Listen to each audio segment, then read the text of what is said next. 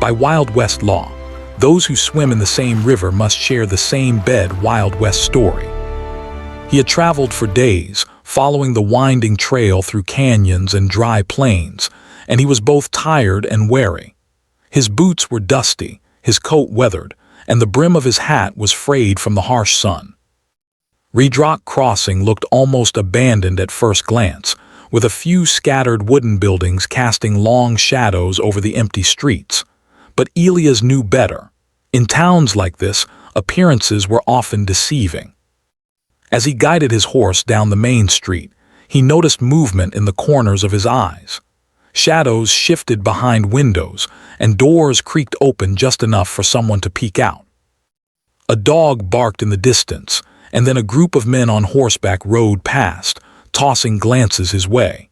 He tipped his hat to them and they nodded curtly before moving on. There was an unspoken tension in the air, a mixture of curiosity and caution. This was a town that had seen enough trouble to teach its people to watch strangers carefully. Elias dismounted in front of the largest building on the street, a wooden structure with swinging doors and a faded sign that read Cross Saloons and Trading Post. The smell of wood smoke, coffee, and old leather drifted out as the doors swung open. Inside, a handful of patrons looked up, their eyes sharp and calculating. Elias could feel their curiosity like a weight pressing on his shoulders. He walked to the bar, careful to move slowly and deliberately, showing that he meant no trouble. Behind the counter stood Madeline Cross, or Maddie as the few who knew her called her. She was a woman in her early 30s, with sharp green eyes and dark hair tied back neatly.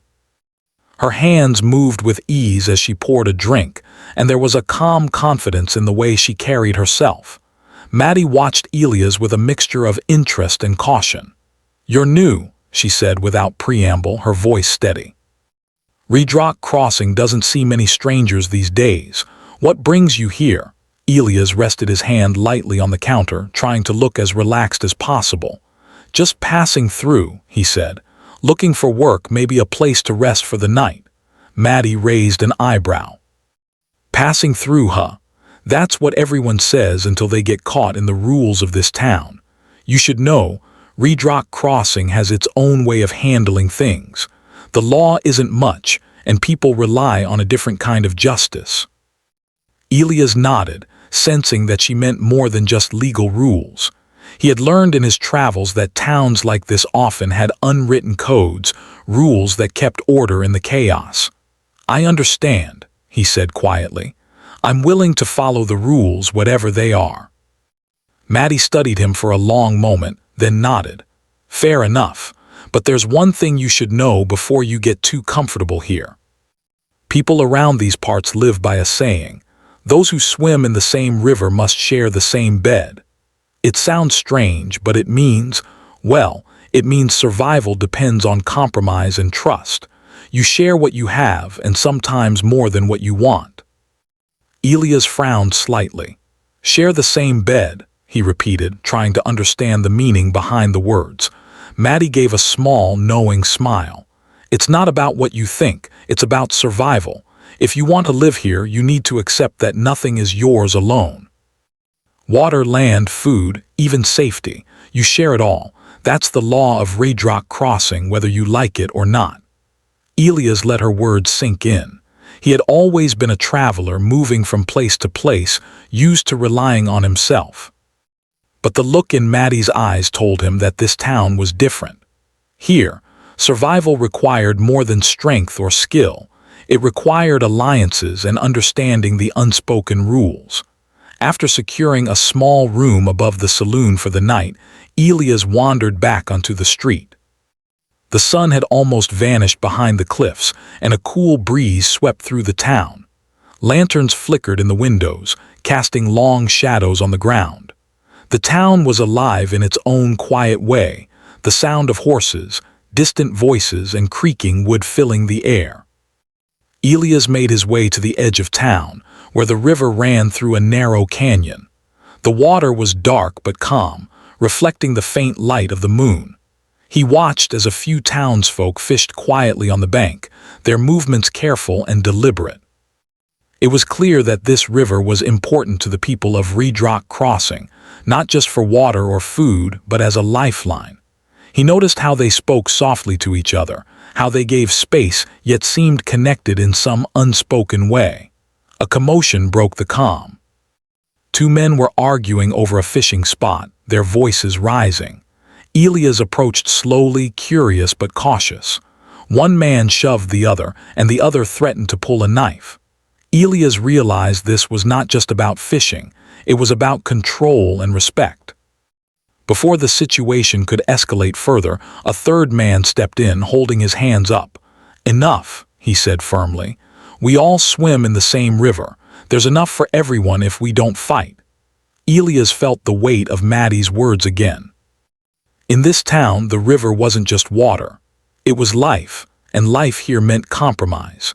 He stayed for a while, watching the townspeople resolve their conflict, noticing how even in moments of anger, there was an understanding that survival depended on sharing. As night fell, Elias returned to the saloon. The room above was small and simple, but it offered a sense of safety he hadn't felt in weeks. He sat by the window, listening to the quiet hum of the town below. He thought about Maddie, the saying about the river, and the challenges that lay ahead. He knew that the Wild West was unforgiving, and Redrock Crossing would test him in ways he had never imagined. But he also felt a spark of curiosity and determination. By the time he drifted off to sleep, he had made a silent promise to himself. He would adapt to this town, learn its rules, and find a place for himself among its people.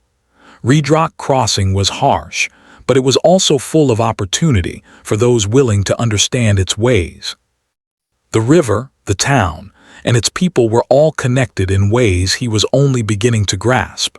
And he knew that to survive, he would need to embrace the law of the Wild West, no matter how strange it seemed. The next morning, the town woke to the sounds of roosters crowing and the clatter of wagon wheels on dirt streets. Elias stepped outside, feeling the warmth of the sun on his face and the cool breeze carrying the scent of fresh bread from the bakery. He could see the townsfolk beginning their daily routines, moving with a purpose that spoke of years of surviving in a lawless land. Elias' journey had just begun, but he already sensed that Redrock Crossing would teach him lessons he could never learn on the open trail. Here in this remote Wild West town, survival wasn't about guns or strength alone. It was about understanding people, forming alliances, and sometimes sharing what you had, even when it was hard. He smiled faintly, feeling both apprehension and excitement. The river awaited, the town awaited, and so did the challenges that would shape him into someone capable of thriving in this wild, unpredictable land. As he mounted his horse and prepared to explore further, Elias couldn't shake the feeling that Redrock Crossing had a way of revealing the true nature of anyone who came into its dusty streets. And he was ready to discover what kind of man he would become under its harsh but honest law. Elias spent the next few days learning the rhythms of Redrock Crossing. The town was small, but it had a strange, careful order beneath its rough exterior. Every action, every glance seemed to carry meaning. Elias observed from the shadows, listening and watching how the townspeople worked together, or sometimes against each other, to survive. He began to understand what Maddie had meant. Survival here required both independence and cooperation, and the line between the two was often very thin. He started helping at Maddie's saloon, cleaning tables, carrying barrels of supplies, and running errands. Maddie was a demanding employer but fair. She had a keen eye for character and could tell within minutes whether someone could be trusted. She watched Elias carefully, asking questions about his past and testing his patience. "You're not like the others," she said one afternoon as he stacked crates in the back room. "Most men come here thinking they can bend the rules, but this town, it doesn't bend. You adapt or you fail." Elias nodded, not offering more than necessary. He had learned long ago that silence often revealed more than words.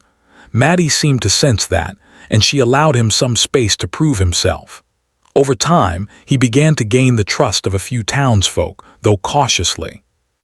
People here didn't trust newcomers quickly, and for good reason. Redrock Crossing had a long memory for betrayal. One morning, as the sun rose behind the cliffs, Elias noticed a small group of men gathering near the riverbank.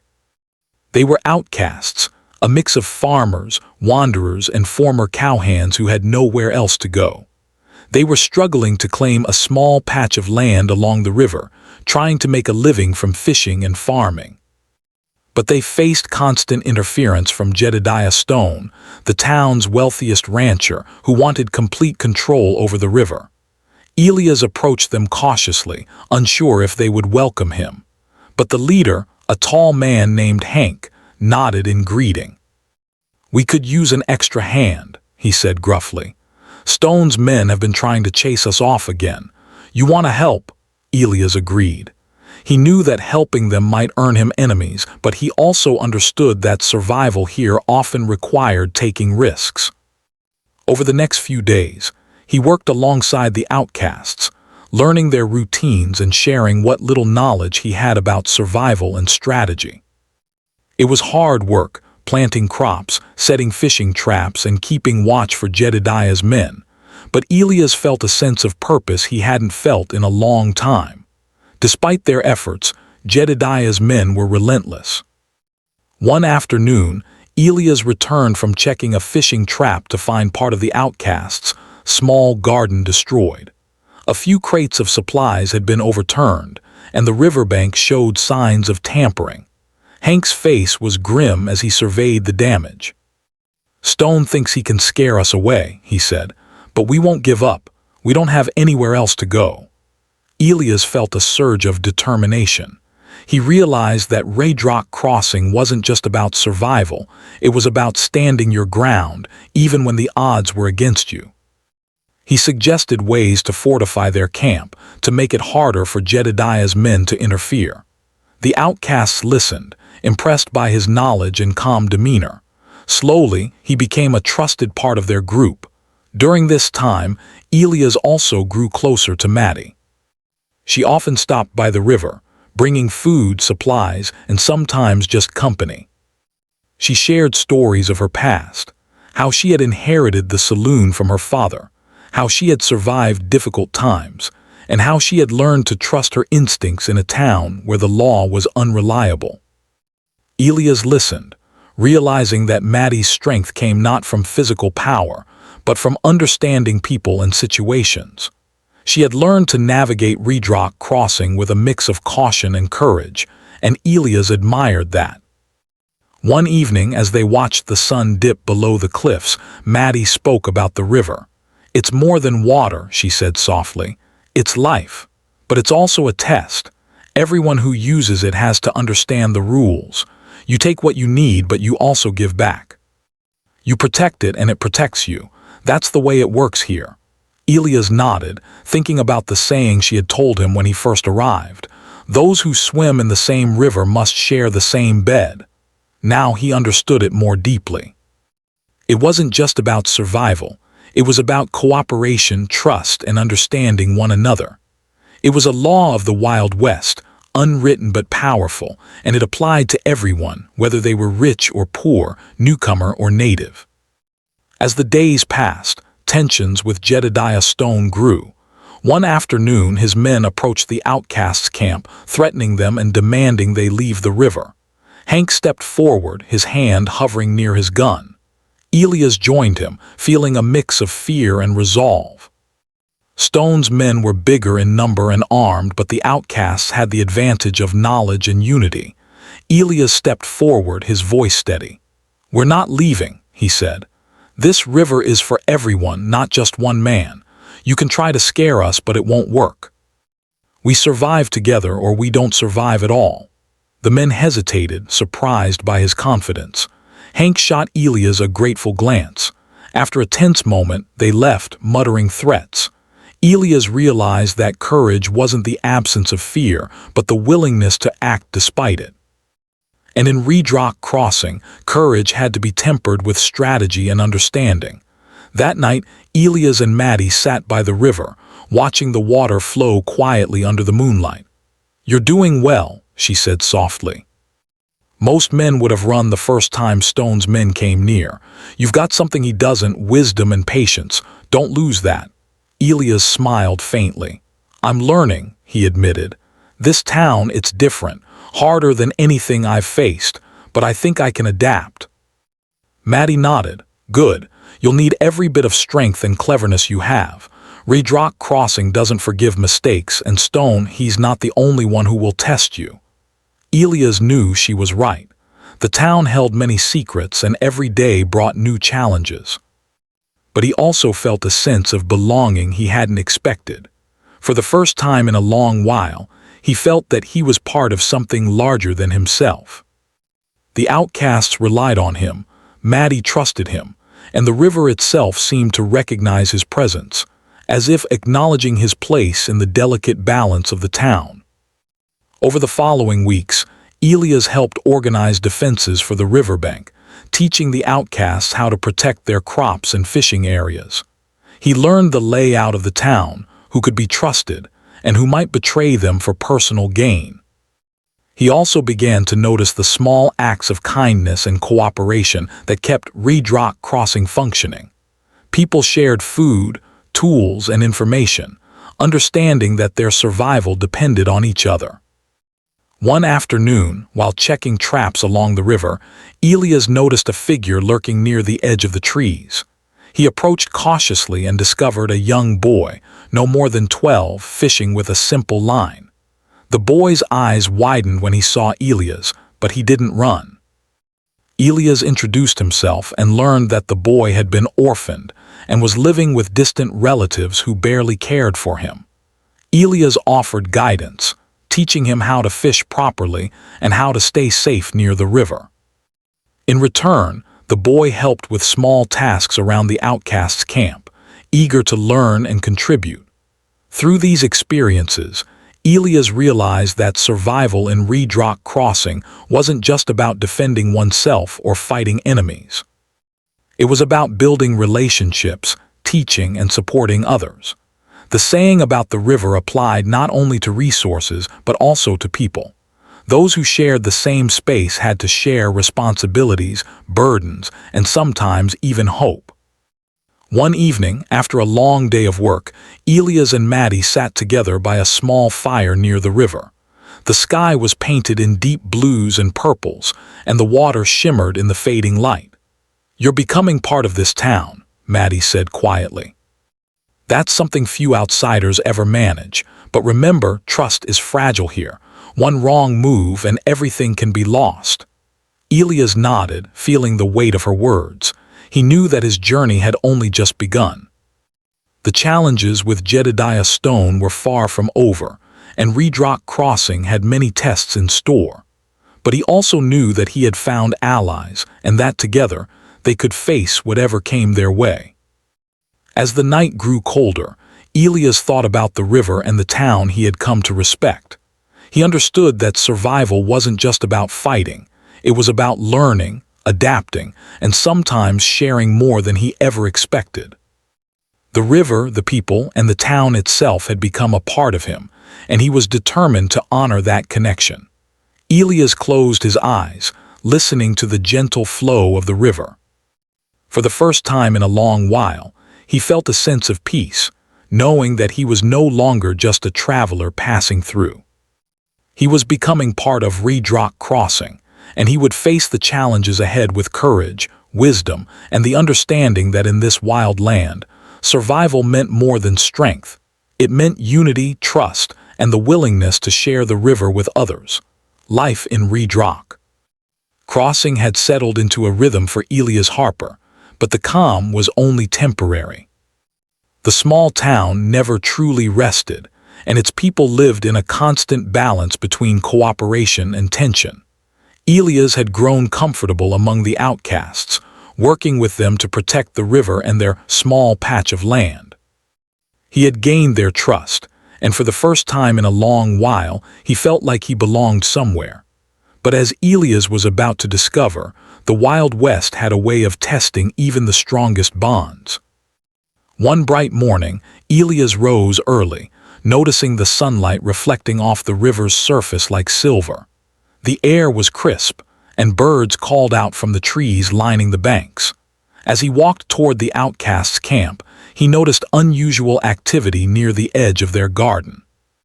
Tools were scattered across the ground, and some of the traps he had set the day before were damaged. A sense of unease settled over him. Something wasn't right. He called out to Hank and the others, who quickly gathered to assess the situation. "Stone's men again," Hank muttered, scanning the area. "They're testing us, trying to find a weakness." But as Elias looked closer, he noticed something that made his stomach tighten. Among the signs of sabotage were footprints that didn't match any of Jedediah Stone's known men. He frowned, a feeling of betrayal creeping into his mind. It was then that Rufus, one of the newer members of the outcasts, stepped forward nervously. I didn't mean for it to go this far," Rufus said, avoiding Elias' gaze.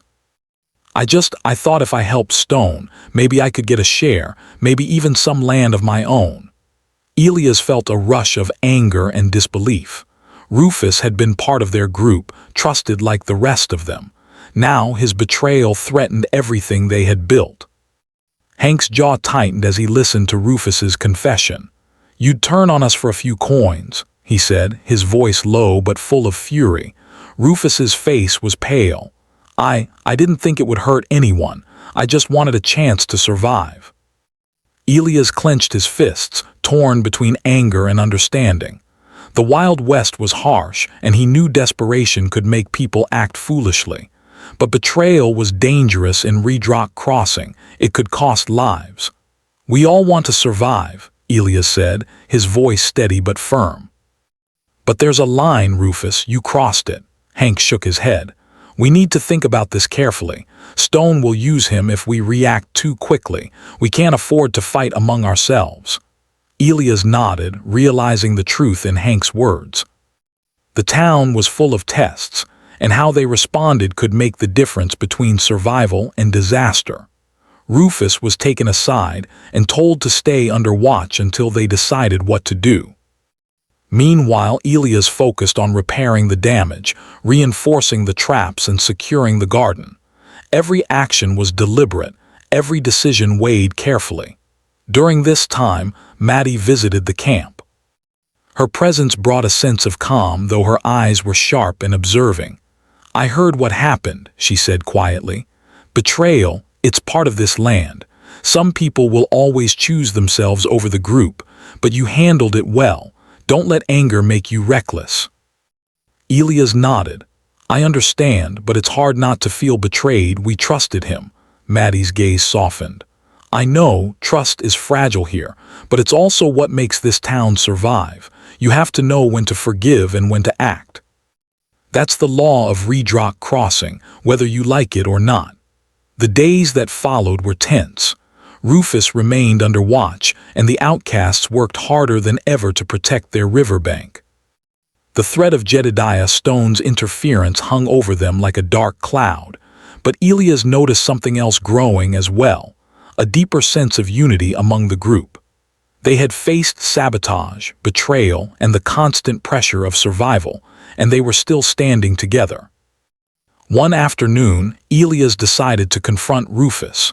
He found him sitting by the river, staring into the water with a mixture of guilt and fear. "Why did you do it?" Elias asked quietly, keeping his voice calm.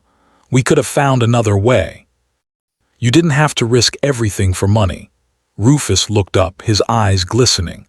"I thought if I helped Stone, maybe I could get ahead. I didn't want to be just another nobody. I was scared of failing, of being left behind." Elias sighed, realizing that fear often drove people to make poor choices. "We all fear failure," he said, "but betrayal only makes things worse. You have a chance to make it right. Help us protect the river, not destroy it." Rufus nodded slowly, understanding the gravity of his actions. It would take time for the group to trust him again, but Elias hoped that this small step could begin the process of redemption. Meanwhile, Jedediah Stone was not idle. He had noticed the outcasts' resilience and the growing bond between them and Elias. One evening, Elias saw Stone riding along the riverbank with a few of his men, watching the outcasts camp from a distance. There was a cold determination in Stone's eyes, a man used to getting what he wanted by any means necessary. Elias knew that the confrontation with Stone was inevitable. The tension between the outcasts and Stone escalated quickly. One night, as Elias and Hank were checking the traps, they found that a section of the riverbank had been sabotaged again.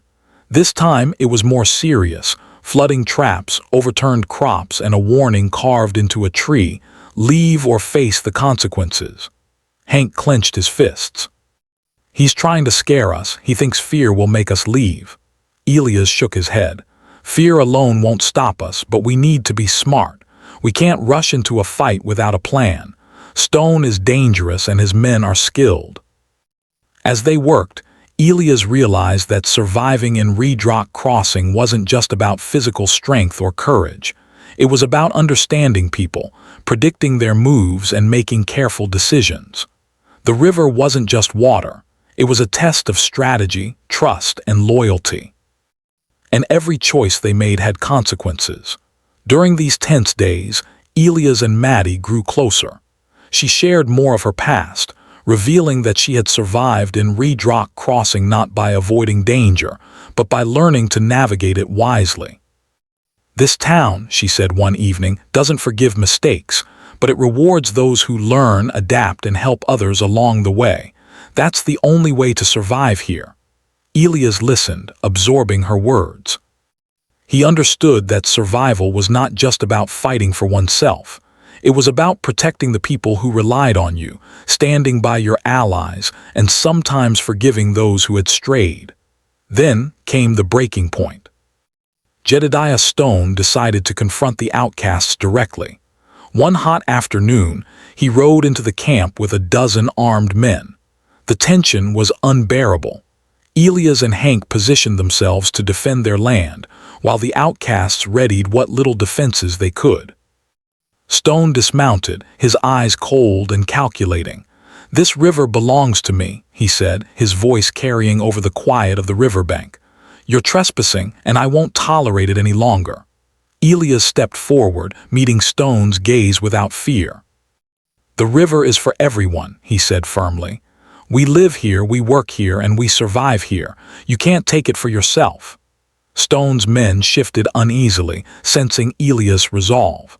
For a moment, it seemed as if words alone might prevent violence. But Stone's pride and greed were too strong. "You'll regret standing against me," he said, mounting his horse. "This is your last warning." As Stone rode away, Elias felt a mixture of relief and unease. The confrontation had ended for now, but he knew it was only a matter of time before Stone tried again. And when that day came, Elias would need every ounce of courage, strategy, and trust in his allies to survive. That night, Elias sat by the river with Maddie, reflecting on the events of the day. "Betrayal, fear, and threats," he said quietly.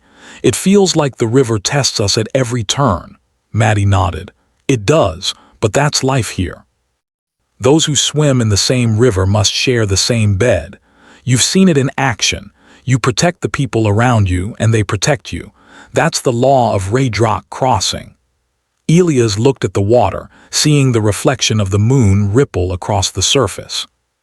He understood now that the river was more than a source of life. It was a mirror of human nature, showing both the best and worst in people. Survival required understanding, patience, and courage. As he lay down to sleep that night, Elias knew that the challenges ahead would be greater than anything he had faced. But he also knew that he was not alone. The outcasts, Maddie, and even those who had faltered, could be part of a network of trust and cooperation if they worked together. The Wild West was harsh and unforgiving, but it also offered opportunities for those willing to learn its ways. And Elias Harper was determined to learn. The days following Jedediah Stone's threat were tense. Elias Harper could feel the weight of anticipation pressing on the outcasts' camp like a heavy storm cloud. Every sound seemed amplified. The rustle of the wind through the trees, the soft splash of water in the river, and the distant hoofbeats of horses that could belong to Stone or anyone else.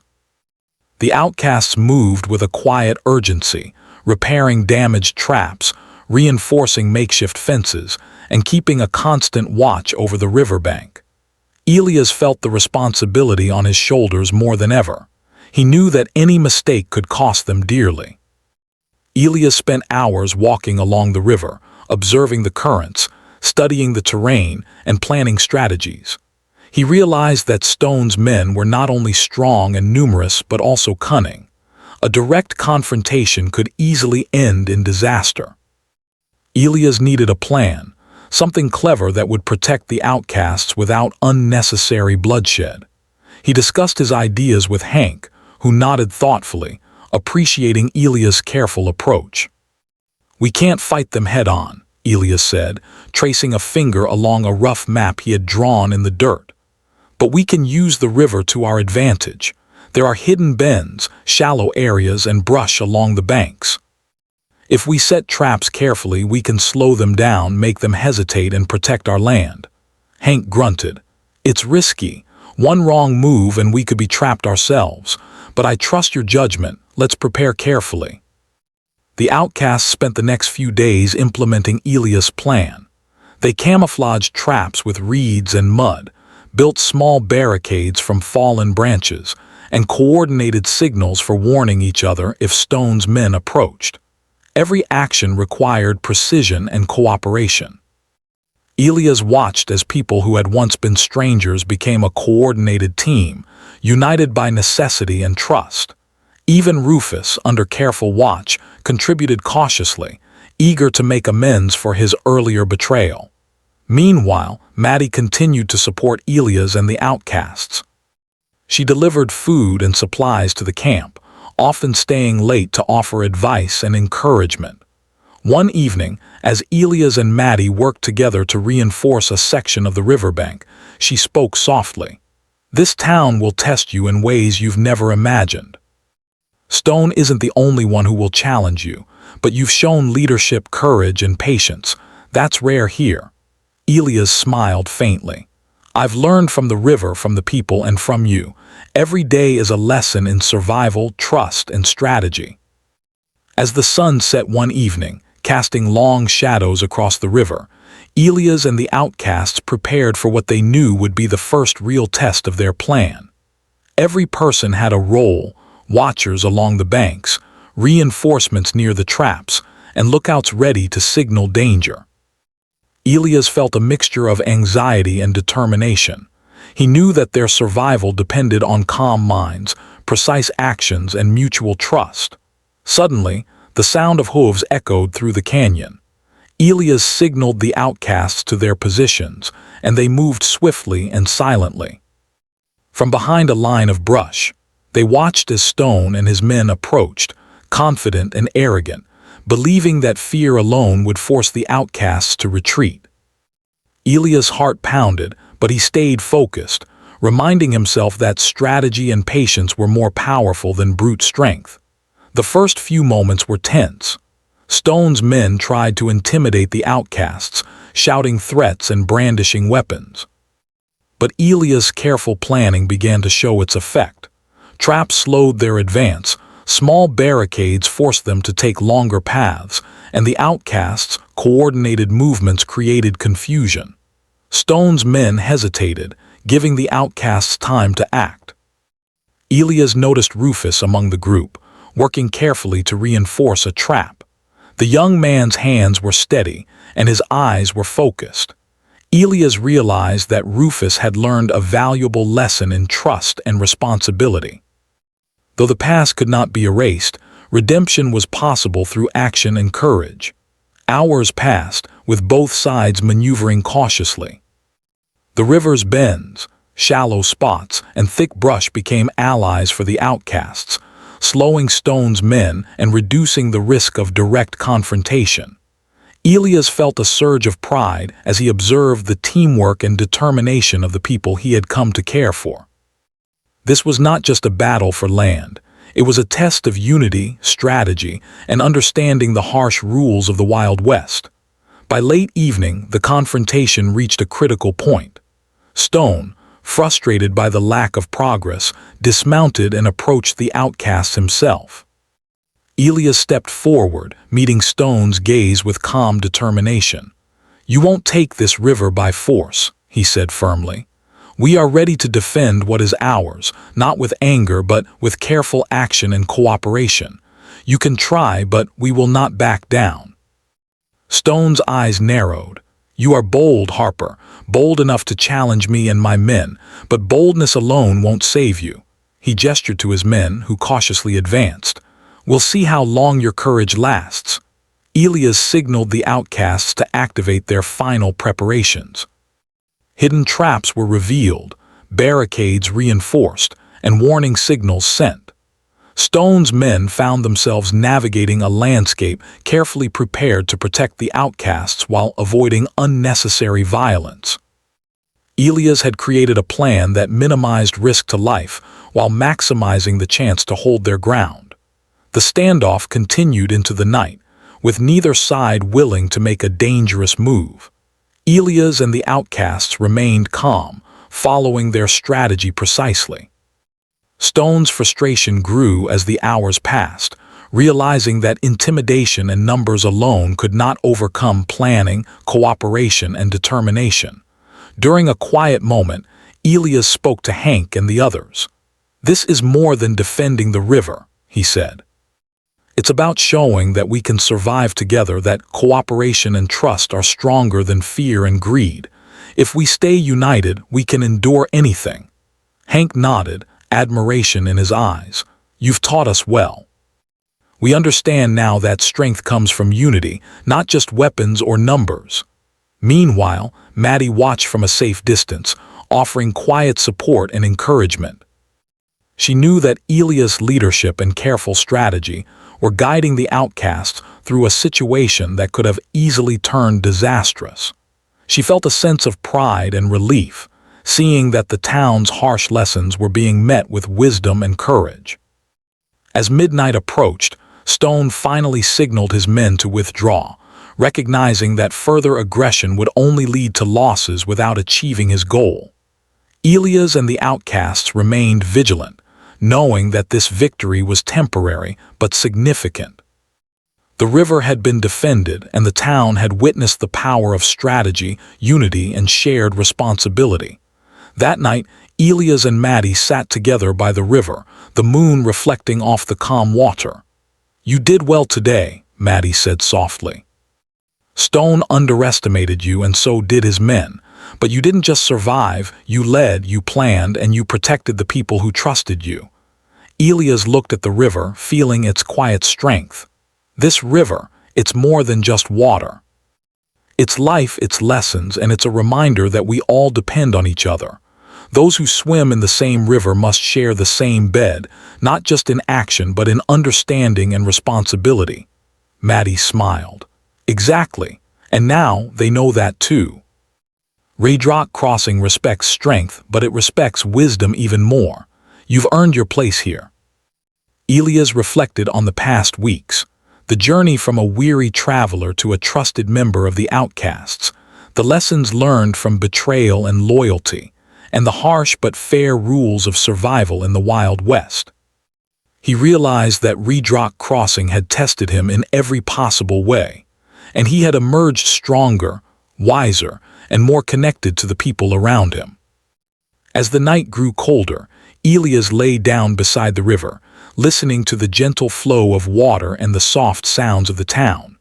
The stars shone brightly above, a reminder of the vast, untamed land beyond the cliffs. Elias knew that challenges would continue to come, that Jedediah Stone would return with new schemes, and that the harsh reality of the Wild West would never truly fade. But he also knew that with strategy, courage, and trust, they could face whatever came their way. And in that quiet moment, with the river flowing steadily beside him, Elias Harper felt a sense of belonging he had never known before. Raydrock Crossing was no longer just a town, It was a place of lessons, connections, and survival. And he was ready to continue learning, leading, and protecting what mattered most. The morning after the standoff with Jedediah Stone was quiet, almost eerily so. The sun rose slowly over Reed Rock Crossing, casting a golden glow on the river and the small, dusty town. Elias Harper woke early, as he had every day, walking to the river to observe its calm surface. The water seemed to carry a sense of victory, a quiet reminder that careful planning, courage, and cooperation could overcome even the strongest threats. But Elias knew that survival in this town was never permanent. Stone would not give up so easily. Elias returned to the outcasts' camp, where Hank and the others were already hard at work repairing the traps and reinforcing the fences along the riverbank. Rufus, still under careful watch, moved with more confidence and purpose, showing that he had begun to earn back trust through action. Elias nodded at him silently, recognizing the effort and the change. Redemption, he knew, was earned through consistent deeds, not just words. Maddie arrived with supplies and a warm smile. She had stayed vigilant throughout the night, ensuring that no further disturbances occurred. "The town noticed what happened yesterday," she said quietly. "People are talking. They're realizing that the river isn't controlled by one man, and that those who stand together can protect what's theirs." Elias felt a swell of pride. Reed Rock Crossing was harsh, but it had a strange sense of justice. Strength and courage were respected, but wisdom and unity were even more powerful. He realized that this town, this river, and these people had taught him lessons he could not have learned anywhere else. Despite the temporary peace, Elias knew that Stone would attempt another move. He gathered Hank and the outcasts for a meeting by the river. "We need to stay prepared," he said. "Stone won't give up. He'll try again, and when he does, we need to be ready, not just with traps or weapons, but with strategy and coordination. We survived yesterday because we acted together. That's how we'll survive tomorrow, too." Hank nodded, understanding Elias' words. "We trust you," he said. "You've led us well, and we're ready to follow. Whatever comes, we'll face it as one." The following days were filled with careful preparation. Elias and the outcasts repaired and improved the defenses along the riverbank, making the camp more secure and difficult to attack. They created hidden paths, reinforced barriers, and practiced signals for communication. Elias also spent time teaching Rufus and the younger members of the group how to observe, react, and think strategically. Each day brought new lessons, strengthening both the individuals and the team as a whole. One evening, as Elias and Maddie sat near the river, she spoke softly. "You've changed things here," she said. "Before, people were afraid, divided, and unsure. Now there's hope. You've shown them that survival isn't just about strength, it's about unity, planning, and trust. You've earned their respect." Elias looked at the water, reflecting on her words. "The river teaches many lessons," he said. "It shows us patience, adaptability, and the importance of working together. Those who swim in the same river must share the same bed, not just for survival, but for understanding each other. That's what keeps Reed Rock Crossing alive." Their conversation was interrupted by the distant sound of hooves. Elias stood quickly, signaling the outcasts to their positions. Sure enough, Stone had returned, this time with a larger group of men, determined to take the river by force. But Elias was ready. The confrontation was intense. Stone's men advanced cautiously, expecting fear and hesitation. But Elias and the outcasts moved with confidence, executing their plan flawlessly.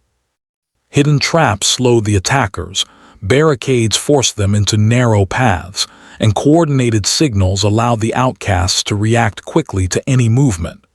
Every step was calculated, every action deliberate. Stone himself approached Elias once more, his face a mask of frustration and anger.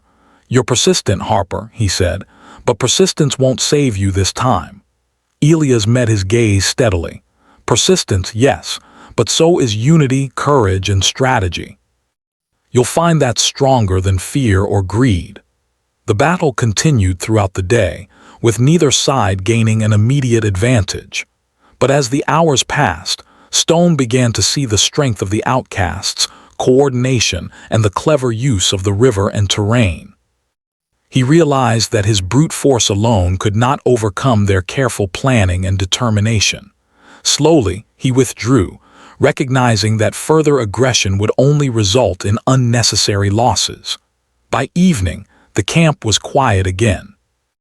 The river flowed calmly, reflecting the golden hues of the sunset.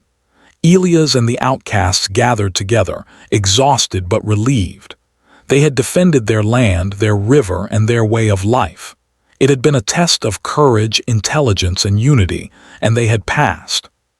Hank approached Elias, a smile on his face despite the fatigue. "You've done more than protect us," he said.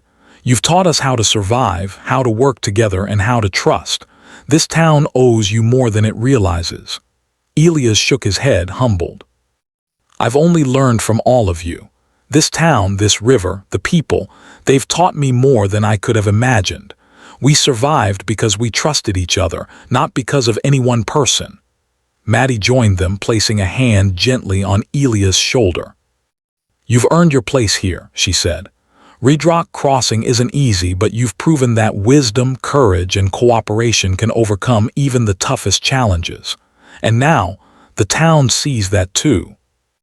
In the days that followed, life in Redrock Crossing slowly returned to a careful normalcy. Stone no longer attempted direct interference with the river, recognizing that the outcasts and Elias had become too organized and resilient to challenge with force alone. The town respected the boundaries that had been established and began to understand that survival depended on shared effort, trust, and understanding the rules of coexistence. Elias continued his work with the outcasts, helping them improve their crops, set fishing traps, and maintain the defenses along the river. Rufus, once a betrayer, now worked diligently alongside the group, proving that redemption was possible through consistent effort and loyalty. The river became a symbol not just of survival, but of unity, learning, and shared responsibility. One morning, Elias stood at the edge of the river, watching the water flow smoothly over rocks and bends. He thought about the journey he had taken, from a weary traveler arriving in Redrock Crossing to a trusted member of the community, a leader among the outcasts, and a student of the river's lessons. He realized that the town had changed him, teaching him that strength alone was not enough to survive the Wild West. Patience, strategy, and trust were equally important, and those who understood this could thrive even in the harshest conditions. Maddie approached quietly, standing beside him as they both watched the river. "You've come a long way, Elias," she said. "The town, the people, even Stone, everyone has seen what determination, intelligence, and unity can accomplish. You've proven that survival here isn't about fear or violence alone, it's about understanding and protecting each other." Elias nodded, feeling a deep sense of peace. "The river, it teaches everything," he said softly. "Those who swim in the same river must share the same bed. It's not just a rule for survival, it's a guide for life here. If we remember that, we can endure anything." As the sun set behind the cliffs, casting long shadows over Redrock Crossing, Elias felt a sense of belonging he had never known before. The town was no longer just a place to pass through, it was home, a place of lessons, connections, and shared responsibility. The outcasts, Maddie, and even those who had faltered had all become part of a network of trust, understanding, and resilience. That night, Elias sat by the river with Maddie, reflecting on the challenges they had faced. "We've survived the threats, the betrayal, and the tests of this land," he said. "But the real lesson isn't just surviving, it's about learning, adapting, and working together. That's what keeps Redrock Crossing alive." Maddie smiled, her eyes reflecting the moonlight on the water. "And you've shown the town that. Your leadership, courage, and wisdom have changed things here. The river, the people, and the land itself will remember what we've done." Elias took a deep breath, listening to the gentle flow of the river and the distant sounds of the town settling into the night. He knew that challenges would continue to arise, that life in the Wild West was never easy or predictable. But he also knew that with strategy, courage, and trust, they could face whatever came their way. And as he looked at the river, Elias Harper felt a sense of hope and belonging. Red Rock Crossing had tested him, taught him, and transformed him. He had learned the value of unity, the importance of trust, and the strength found in careful planning and cooperation. The town, the river, and its people had become part of him, and he was ready to continue protecting and guiding them, no matter what challenges lay ahead. The river flowed steadily, carrying with it the stories, struggles, and triumphs of Red Rock Crossing. And Elias Harper, a man who had arrived as a weary traveler, had become a symbol of courage, wisdom, and the enduring power of cooperation in the Wild West.